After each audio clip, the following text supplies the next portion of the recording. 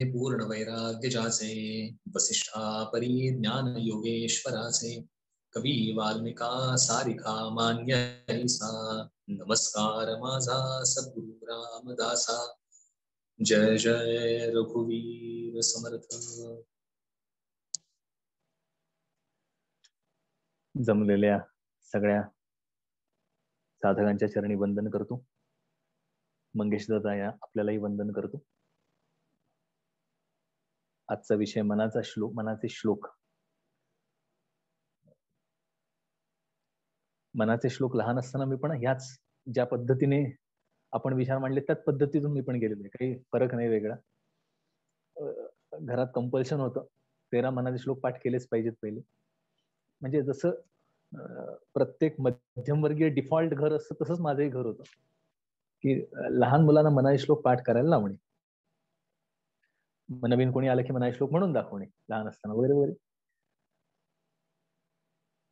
हा उल्लेख केल्याप्रमाणे उपदेश म्हणजे काय आणि त्या अनुषंगाने मनाचे श्लोक याचा आपण एक थोडक्यात चिंतन करणार आहोत. माझा खूप काही मोठा परिचय करून दिला त्याने. असं मला वाटतं माझ्याबद्दल खूप हाईप निर्माण केले की काय हल्लीच्या भाषेत सांगायचं तर. पण तशातलं काही करू नका. तो फुगा आहे नुसता, हवा जास्त आहे ती काढून टाका. पण आपण सगळे मिळून मनाच्या श्लोकांचं आज चिंतन करू. उपदेश म्हणजे कळवळ्यातून निर्माण झालेले शब्द. बघा ना, आपल्याला सगळ्यांना आई उपदेश देत असते. लहान मुलं म्हणजे आपण मोठे झालो ते मुळे उपदेश ऐकत ऐकतच मोठे झालो. आणि आई ही एक गोष्ट अशी आहे की जी उपदेश द्यायला कधीच दमत नाही. होतं की नाही, आपण अगदी प्रत्येक गोष्टीत आई आपल्याला काही ना काहीतरी, आई वडील म्हणा सगळेजण सतत सांगत असतात. आणि हे त्यांचं सांगणं म्हणजे काय असतं, मी लक्ष देवो वा न देवो ते उपदेश देणं सोडत नाहीत. त्यांचा तो उपदेश अखंड चालू राहतो. कारण त्यांच्या ठिकाणी असणारा आपल्याबद्दलचा कळवळा, प्रेम, माझं हित व्हावं ही एकमात्र भूमिका त्यांच्या ठिकाणी असते आणि ती दृढ असते. आणि त्यामुळे त्यांना जे ज्यावेळी वाटतं ते त्यावेळी असलेल्या शब्दातून त्यांच्या मुखावाटे आपल्या हृदयापर्यंत पोहोचवण्याचा ते प्रयत्न करतात. दॅट इज उपदेश. अनेक वेळा असं होतं की मी सुद्धा लहानपणी ट्रिपला निघालो, अंटिल द लास्ट मिनिट आईचे काही ना काहीतरी उपदेश चालू असायचे की नाही. आणि हा अनुभव सगळ्यांना आहे. Nobody can escape from that basically. आणि आपण भाग्यवान आहोत की अशा आपल्याला आया होत्या की ज्या आपल्याला अंटिल लास्ट मिनिट सांगत असायच्या. मग मला सांगा, लास्ट मिनिटला सांगत असताना खूप काही नाही सांगत, जे सांगितलं असतं तेच इन द नटशेल सांगण्यात येतं. परत एका वाक्यात थोडक्यात, तेवढं लक्षात ठेव रे. मला ते अगदी कानात नाही शब्द येत अजून. सो आणि मी ते न लक्षात ठेवता, मी म्हणजे आपण आता गृहीत धरूया सगळेच जण साधारण तशीच असतात. आणि न लक्षात ठेवता आपण जात असू आणि आपण लक्षात ठेवणार नाही हे माहिती असायचं आईला, बरं का. तरीही आई सांगायची, कळवळा, केवळ आणि केवळ आपल्यावर कृपा. हेच संतांनी केलं. आपल्या ठिकाणचा आई आपल्याला सांगत असते, संत हे आपली माय आहेत. जो समोर दिसेल त्याची संत म्हणजे माय आहेत, आई. त्या सगळ्यांसाठी वन्स फॉर ऑल ट्रू असे त्यांच्या मुखातून बाहेर पडतात, ते म्हणजे उपदेश. आणि ते म्हणजे ग्रथित स्वरूपात असो नसो तो उपदेश होतो. कारण माझी खऱ्या अर्थाने प्रगती ज्याने होईल ते संत सांगत असतात.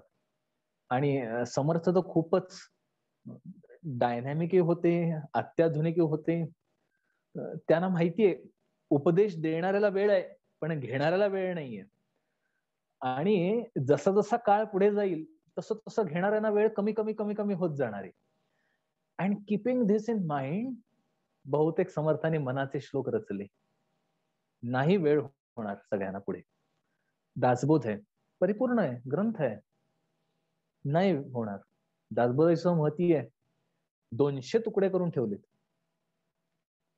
आणि प्रत्येक समासाचं ऑन अँड ऍव्हरेज 30 ते 40 एवढ्याच ओव्या ठेवल्यात. नाही वाचायला अख्खा. 100-200 ओव्या कशा, कधी समाज थांबू कधी आणि मी जाऊ कधी ऑफिसला? नको बाळा, एवढ्या 30च वाच, गो अहेड.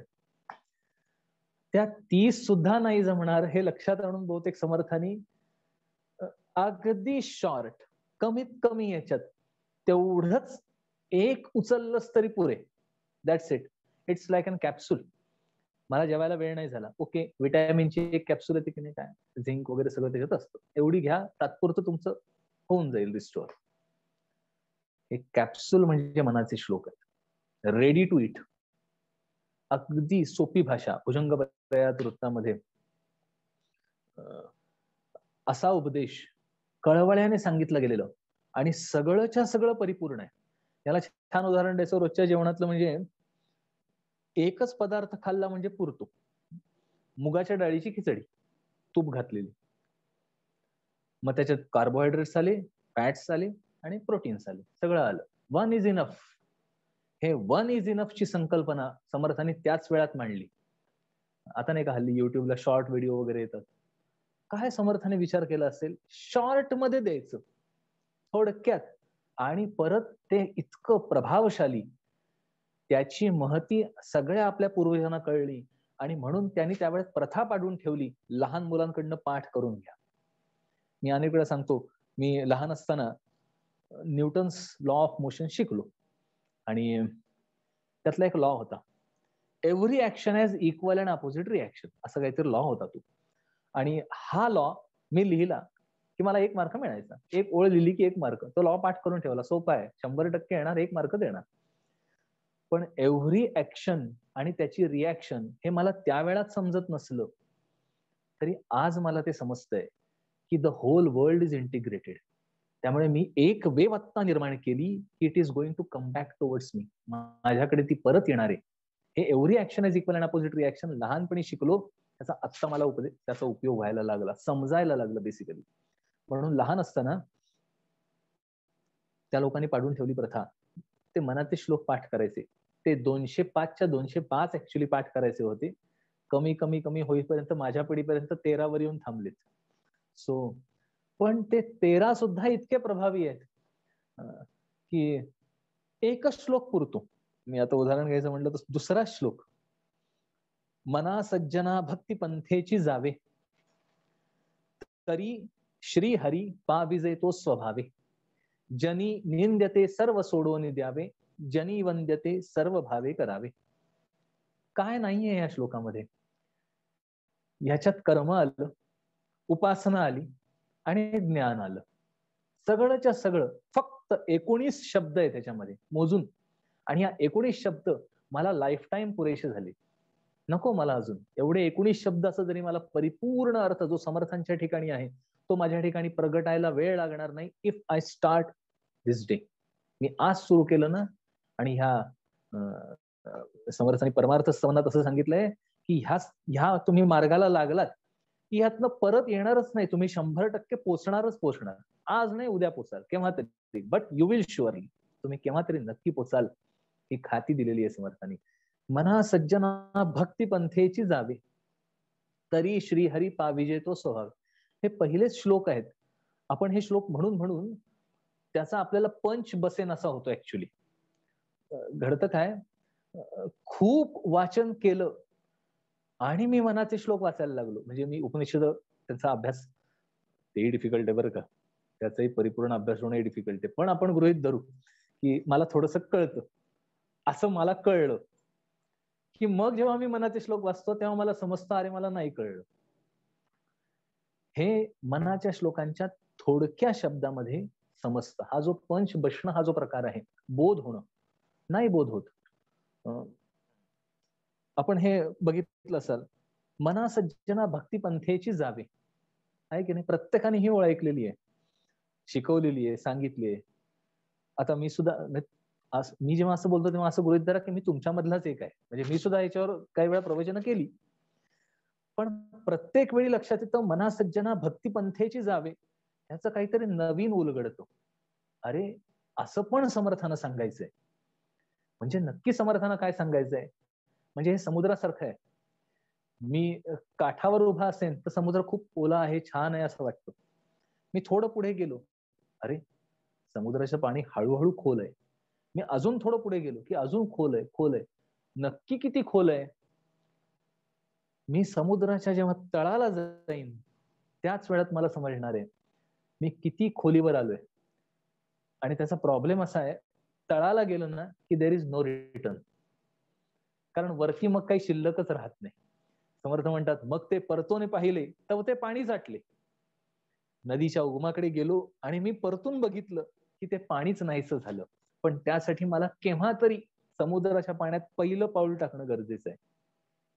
आणि हे पहिलं पाऊल टाकायला शिकवतो आपण लहान मुलांना. आपण सगळेजण पहिलं पाऊल टाकलेलंच आहे. याचा अर्थ असं नाही मी हे करत नाही, पण आपण पहिलं पाऊल टाकलेलं आहे 100%. पूर्ण खात्री आहे. किंबहुना पहिलं पाऊल टाकलंय म्हणून आपल्याला वाटतंय मनाचे श्लोक आपण चिंतन करू. ही सद्बुद्धी येणं हेच लक्षण आहे की वी आर ऑन पाथ. आपण राईट ट्रॅकवर आहोत. पण मना सज्जना भक्ती पंथेची जावे तरी श्रीहरी पाविजे तो स्वभावे. स्वभावाने पावतो. मला पहिल्यांदा उलगडत झालं नाही. स्वभावाने तो पावतो म्हणजे काय? मग स्वभाव म्हणजे काय? मी असं जर मला श्लोकात बोलायला लागलं प्रत्येक श्लोकाचा अर्थ सांगायला लागेल. बरं मलाही माहिती नाही सगळ्या श्लोकाचा अर्थ. म्हणजे दासबोधातलं सांगायचं म्हणजे जेथे गाळून सांडिले नभा. एकदा मी आईबरोबर चिंतन करत बसलो होतो आणि मी म्हटलं जेथे गाळून सांडिले नभा. मी पहिल्यांदा ओवी बसल्यानंतर काहीही कळलं नाही. जेथे गाळून सांडले नभा. पुढे जो अनुभवाचा गाभा. ओके, जो अनुभवाचा गाभा हे मला लक्षात आलं. हे जेव्हा चिंतन करायला लागलो तेव्हा मला पहिला फर्स्ट फोर्थचा प्रश्न पडला. अरे मग जेथे गाळून सांडले नभा म्हणजे काय? मग नभ गाळायचं आणि मग ती अशी विराट संकल्पना काय सांगायची समर्थाना, ही खूप माझ्या आवाक्याच्या बाहेर आहे. इतपत कळलं आणि थांबलो. नाही, हे इथपर्यंत आपण अजून पुढे जाऊ शकत नाही आहोत. कारण माझा बल्ब छोटा आहे आणि मी एकदम 1000 वोल्ट मध्ये जर अडकवला तर तो फुटणार आहे. सो मना सज्जना भक्ती पंथेची जावे तरी श्रीहरी पाविजे तो स्वभावे. या दोन सोडून देऊ आपण. आपल्याला सुरुवात करायची जनी निंदते सर्व सोडवून द्यावे जनी वंद्यते सर्व भावे करावे. मी हे सुरू केलं की मी हळूहळू I will become eligible.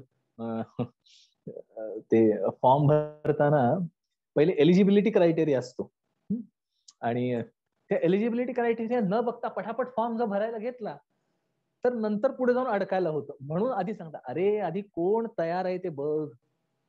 Who can, कोण. हा एकच श्लोक लाईफ टाइम पुरे. कोणाला? कल्याण स्वामींना, कोणाला? उद्धव स्वामींना, वेणा स्वामींना.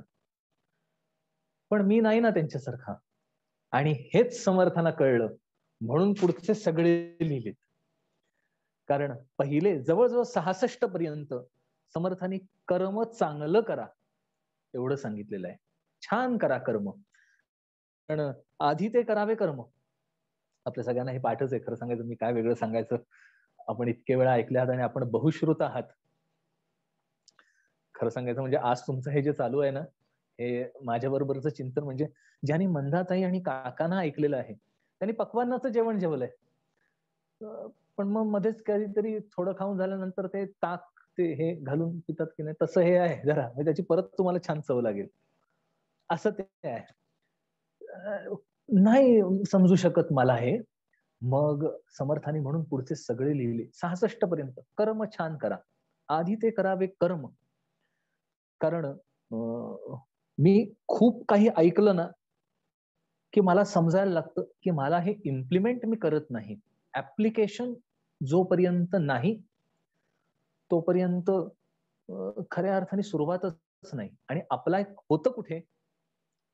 अप्लाय होतं जसं आता फडके दादांनी सांगितलं, ऍक्च्युअल परमार्थ होतो सुरुवात तो मनाच्या ठिकाणी होतो. म्हणून मन एव मनुष्याणाम कारणम बंध मोक्षयोः. मनच कारण आहे. आणि हेच जाणलं समर्थाने आणि उपदेशाला सुरुवात केली मना सज्जना. कारण समर्थ हे पहिलेच आहेत की जे मनाला सज्जन म्हणतात. कारण जे वांड पोरग आहे ना त्याला वांड म्हणून कधीच चालायचं नाही. आणि हे आपण सगळ्या समाजामध्ये बघतो. जे खूप असं दादागिरी उन्हाळ पोरग आहे, काय बाळा कसं आहे तुझं, असं नको करू. तुम्ही त्याला फोर्स करायला गेलं की ते स्प्रिंग ऍक्शन सारखं उडणार आहे. मग काय करायचं, स्प्रिंग सोडवली जाते, ती दाबली जात नाही कधी, आणि त्याला गोडी गुलाबीने सोडवावी लागते.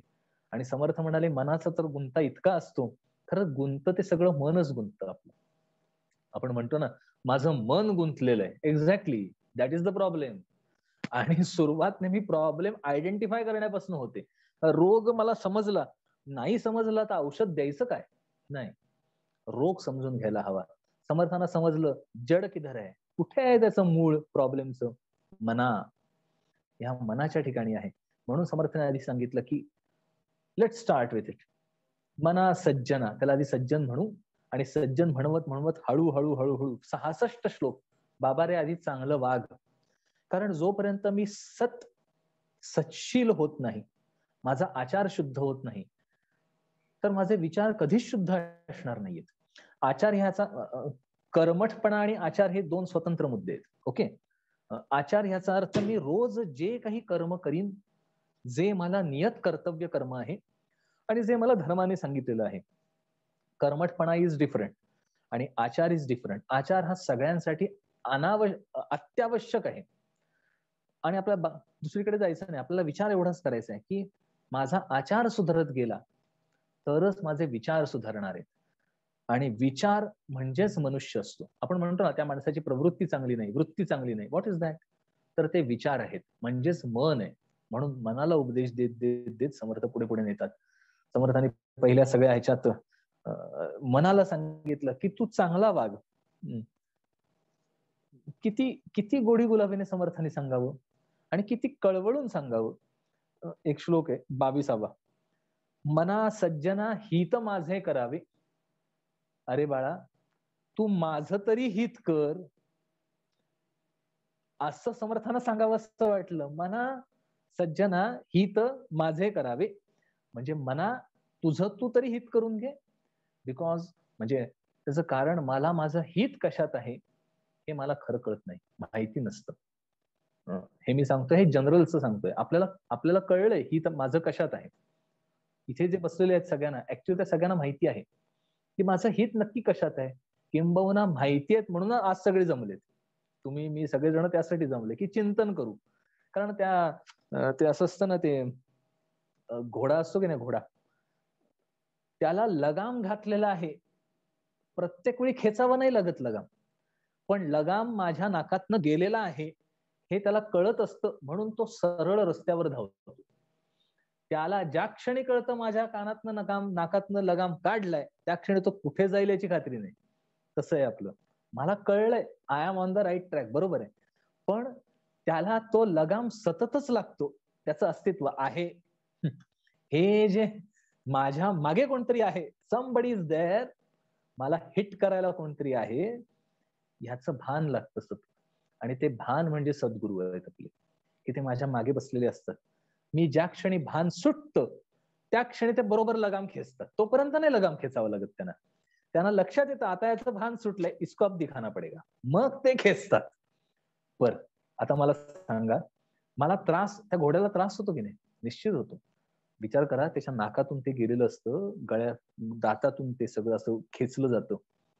का तसं करावं लागतं? कारण ती एकमात्र जागा अशी आहे की जिथे घोडा नरमतो.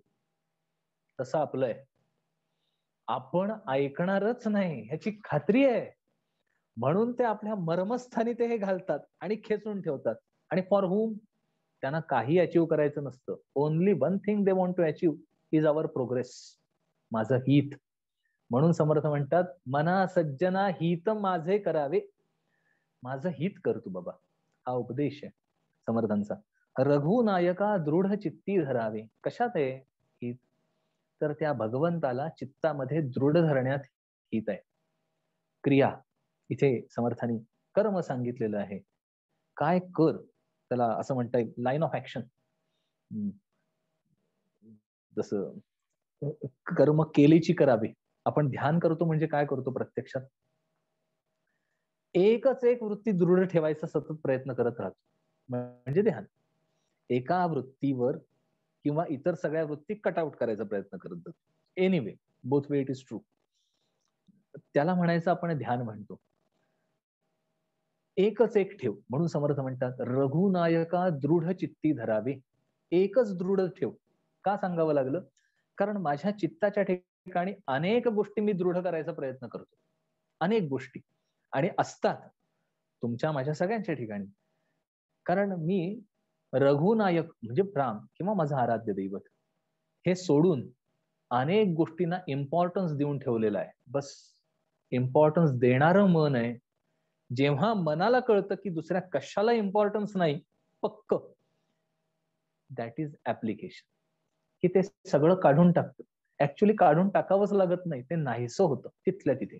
ज्या क्षणी मला खऱ्या अर्थाने पटतं ना की इतर ह्या विश्वातल्या कुठल्याही गोष्टीला महत्व नाहीये माझ्या दृष्टीने, किंवा कुठल्याही इतर गोष्ट मला हितकारक नाही, हे एकदा मला आत दृढ कळलं, मला हे शब्दांनी कळतंय, पण त्या अर्थाचा बोध होणे हा जो प्रकार आहे ना, आपल्या सगळ्यांना माहिती असेल ती गोष्ट, तुलसीदासांची गोष्ट आहे. तुलसीदास होण्याआधी त्यांचं बायकोवर खूप प्रेम होतं, आणि नैसर्गिक आहे, बरोबर आहे. इतकं प्रेम होतं की एकदा बायको त्यांची माहेरी गेली असताना त्यांना खूप तिचा कळवळा आला, आठवण आली. धो धो धो धो पाऊस पडतोय प्रचंड, नदीला पूर आलेला आहे. हे त्या पावसात निघाले, चिखलात पाय मोडत, पायात काटे जातात वगैरे काही लक्षात नाही, त्या प्रचंड पुराच्या नदीमध्ये उडी घेतली आणि ते गटांगळ्या खायला लागले त्या पुरामध्ये. आणि ओणका आला म्हणून त्याला धरलं, ओणकाच्या साह्याने पलीकडचं तीर गाठलं, ओणका ढकलला, जो ओणका वाटला होता ते होतं अजगर. तो ओणका ढकलला, नदी तीरावरनं पलीकडे गेले, आणि तिच्या घरचा रस्ता कोलमडलेला होता म्हणून दोरीच्या साह्याने वर गेले. तो दोरी म्हणजे साप होता जो वर चढत होता, त्याच्या साह्याने ते वर गेले. आणि बायको समोर उभे राहिल्यानंतर बायकोने एक वाक्य बोलली, जेवढा प्रयत्न मला भेटण्यासाठी केलात त्याच्या निम्मा प्रयत्न केला असता तर राम भेटला असता. आणि तो पंच बसला त्यांच्या अंतःकरणात. तत्क्षणी सगळं सुटलं. हा जो पंच बसणे आहे ना, मला कळतो पण बोध होत नाही. ते बोध होणं गरजेचं आहे, आणि ते बोध होणं हे सद्गुरूंच्या कृपेचं लक्षण आहे. त्यांच्या शब्दांमध्ये सामर्थ्य आहे, पण मला त्यांच्याशी माझी फ्रिक्वेन्सी मॅच करावी लागते. डॉक्टर काका अनेक वेळा सांगायचे, तो कॉल करत असतो पण माझा एंगेज लागलेला असतो. एक्झॅक्टली तसं मला फ्रिक्वेन्सी मॅच करावी लागते की बोध होतो. रघुनायका दृढ चित्ती धरावे, मला काही नकोय हे अगदी दृढ झालं की मग ते दृढ करण्यासाठी म्हणून समर्थ पुढचं सगळं सांगतात. हे दृढ केव्हा बसेल? ज्या वेळात मी सच्शील, आचार माझा शुद्ध होईल आणि मला खऱ्या अर्थाने कळेल की नाही ते एकच पाहिजे. आणि मग सुरू होते ती उपासना. मग खऱ्या अर्थाने मी उपासना करायला लागतो. उपासना म्हणजे काय? भगवंताच्या जवळ जाणे. भगवंत कुठे लांब आहे की जे मला जवळ जायचंय, पण तो लांब नाही हे माझ्या मनाला पटतं. अगदी खरं बघा, म्हणजे गंमत आहे, खरंच किती वेळा आपल्याला वाटतं की देव माझ्याकडे आत्ता बघतोय. हे वाक्य सगळ्यांनी ऐकलेलं आहे, सगळ्यांना पटलेलं आहे. याचा अर्थ की देवाची माझ्यावर नजर आहे, देव मला बघतोय बरं का. सद्गुरू म्हणा, मी आता समर्थ म्हणतो, समर्थ माझ्याकडे बघतायत. हे मी अनेक वेळा विसरतो की नाही? खरंच विसरायला होतं आपल्याला. मी माझ्या रोजच्या जीवनात फोनवर सुद्धा थापा मारतो, पण मला थाप मारताना हे आठवतं का, अरे समर्थ बघतायत बरं का, मी थाप मारतोय, हे येतं का मनामध्ये? कारण मला त्याचं भान नाहीये. That's it. समर्थ आहेत आणि ते माझ्याकडे बघतायत ह्याचं मला भान निर्माण होणं, ह्याचा अर्थ दृढ धरणं आहे. आणि हे केव्हा व्हायला लागतं? माझं 1 तासाचं ध्यान केव्हा लागेल? ज्यावेळी मी 23 तास सातत्याने त्याच्या स्मरणात केव्हा ना केव्हा तरी असेन, तर मी 1 तास आसनावर बसल्यानंतर माझं ध्यान नीट लागणार आहे. मी जर 23 तास काहीतरी इतरत्र भरपूर विचार करेन आणि इफ आय एक्सपेक्ट की 1 तास मी जाऊन बसलो ध्यान आणि माझं ध्यान लागलं, it is never going to happen. म्हणून त्याचं भान ठेवणं आवश्यक आहे. ते भान म्हणजेच उपासना. आणि समर्थांनी उपासनेचे अनेक त्याच्यात हे घालून ठेवलेले आहेत. काही मनाच्या श्लोकामध्ये जथ्थे आहेत 10-10चे. प्रभाते म्हणे सगळ्यात उत्तम आहे, सगळ्यांना माहिती आहे, गोंधळलेला रोज किंवा इथे समाधीच्या समोर रोज म्हटलं जातो, प्रभाते म्हणे राम चिंतित जावा. हे समर्थाने पहिल्या ह्याच्यातच घातले, 66च्या मधल्या ह्याच्यात. रोज प्रभाते म्हणी रामाचं चिंतन करावं. आता ह्याचं निरूपण नको, आपल्या सगळ्यांना माहिती आहे, अनेक जणांनी खूप छान अर्थ, मनाची प्रभात म्हणजे काय इथपासून सगळं ते, पण जस्ट तर तो एक जथ्था आहे. नुपेक्षी कदा रामदासाभिमानी, नुपेक्षी कदा देव भक्ताभिमानी, हे सांगितलं गेलं. हे उपासनेच्या याच्यात सांगण्यात आलं की देवाला भक्ताचा अभिमान आहे, मी त्याचं स्मरण ठेवतो, तो माझ्याकडे बघतो आहे, याचा सरळ अर्थ त्याची माझ्याकडे नजर आहे. अनेक वेळा आपण बघाल लहान मुलांना खेळवायला नेतात त्या बागेमध्ये. आता आई वडील काका किंवा मेड कोणी जे असेल ते तिथे उभे असतात, पण मुलाला कडेवर घेतलेलं असतं का? नाही, त्यांना त्या बागेत सोडलेलं असतं खेळायला. पण ती मेड, आई वडील जो कोणी असेल तो गप्पा मारत असतो दुसऱ्याशी, पण त्याचा एक डोक्यातला भान सतत असतं, पोरग खेळतंय. ते इथे तिथे जर आड जायला लागलं की लगेच नजर जाते आणि त्याला धरून आणलं जातं. व्हॉट इज दिस? ते लक्ष असण्याचं एक द्योतक आहे, त्याचं लक्ष आहे. भगवंताचं माझ्याकडे तसंच लक्ष आहे. फरक काय दोघांमध्ये? त्याला गप्पा मारायला दुसरा कोणी नाही, तो अखंड लक्ष देतो माझ्याकडे, हा त्यातला फरक आहे. आणि त्याचं माझ्याकडे अखंड लक्ष आहे हे माझ्याही लक्षात राहिलं की मग मी हे खेळ सोडतो आणि भगवंताकडे जातो. उपासनेचं हे मर्म आहे.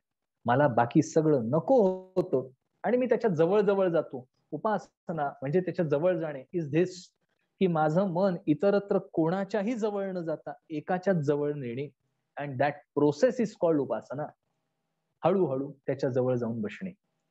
त्याच्या जवळ जाऊन बसल्यानंतर होतं काय?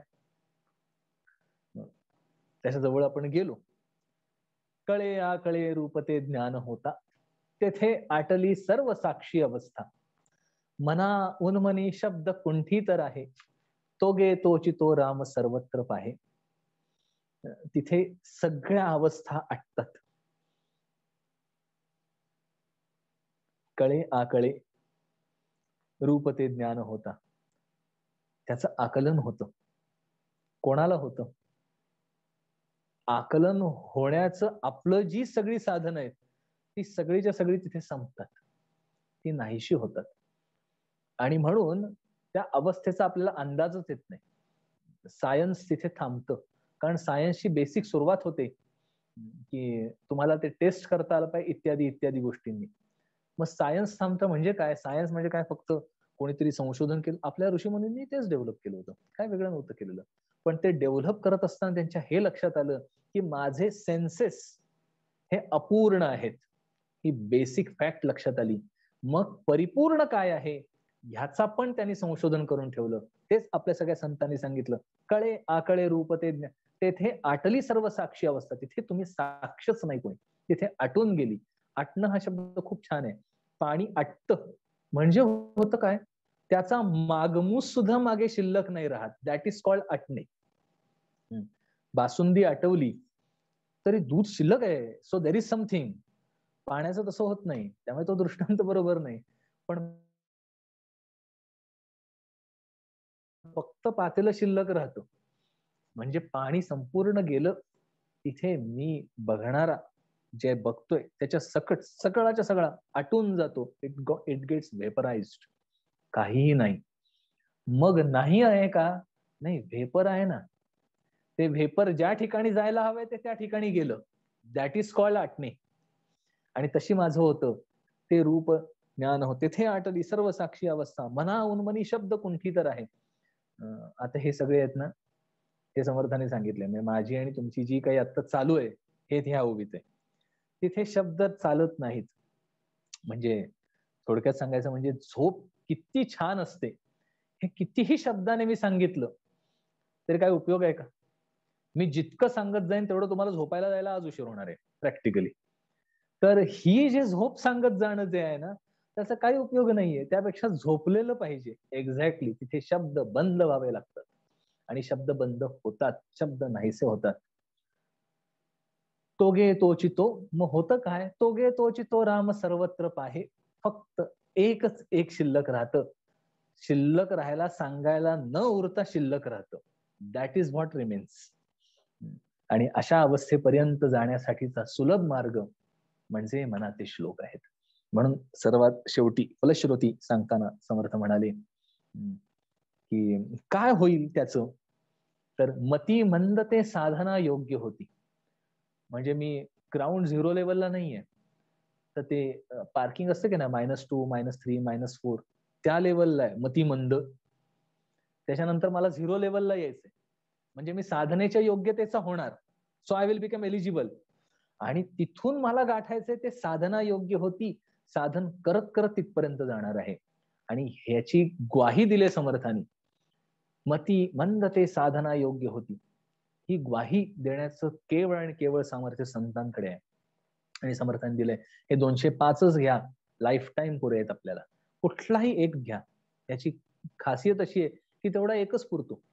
विनोबा भावे एकदा असं आपल्या प्रवचनात सांगितलं होतं त्यांनी, की त्यांच्याकडे मनाचे श्लोक त्यांच्या खिशात असायचे कायम.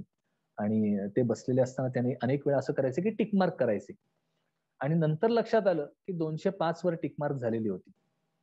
त्यातनं काढता येण्यासारखं काही नाहीये. शृंखला आहे ही छानपैकी. आणि ह्यातला एक इम्पॉर्टंट आहे आणि एक कमी इम्पॉर्टंट आहे. नाही, it depends upon our situation, की मला आत्ता हा इम्पॉर्टंट वाटतोय. कारण माझी सिच्युएशन, माझी फ्रिक्वेन्सी त्या मनाच्या श्लोकाशी मॅच झाली आहे. So it is very important for me.